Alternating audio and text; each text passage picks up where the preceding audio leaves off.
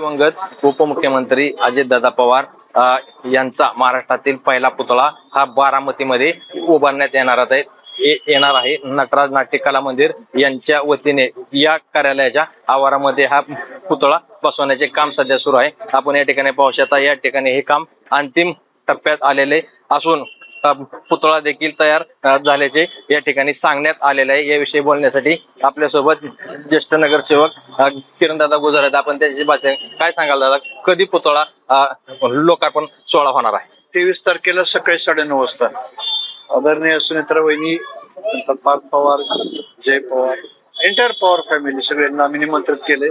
ते उपस्थित राहतील. आमच्या दृष्टीकोन हा कार्यक्रम नाहीये किंवा सोहळा नाहीये, तर लोकार्पण आहे. दादांच्या स्मृती, कारण दादांना आपल्याला माहिती आहे की हा दादांचा थोडा आवडता चौक होता आणि ठिकाण, कारण या ठिकाणी राष्ट्रध्वज उभा करणं किंवा कला दालन करणं हे दादांच्या, आणि कुठेही फिरून आले आपल्याला माहिती आहे सगळ्यांना बारामती, कारण दादा चौकात यायचे.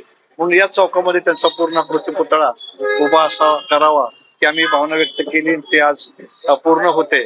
22 तारीख थोडस जन्मदिवस, त्या दिवशी पुतळा उभा करायचा, वेगळी भावना असल्यामुळं 23 तारखेला आपण हे करू. पण 22 तारखेला पाद्यपूजा पुतळ्याची करणार आहे. या ठिकाणी हा जो चौथार आहे याचं काम निगडे बंधारेचे आपले स्थानिक कलाकार आहेत, ते बारामतीच्या दगडामध्ये याचं कोरीव काम गेले 1.5 महिने चालू आहे. त्यांनी पूर्ण करत आणलंय. अंतिम टप्प्यात आहे.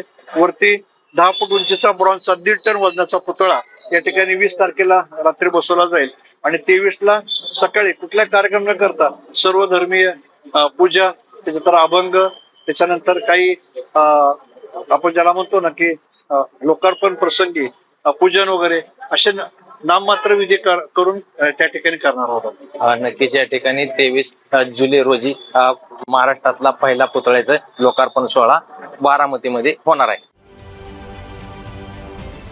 महाराष्ट्रातील सर्व बातम्यांचे विश्वासार्ह व्यासपीठ,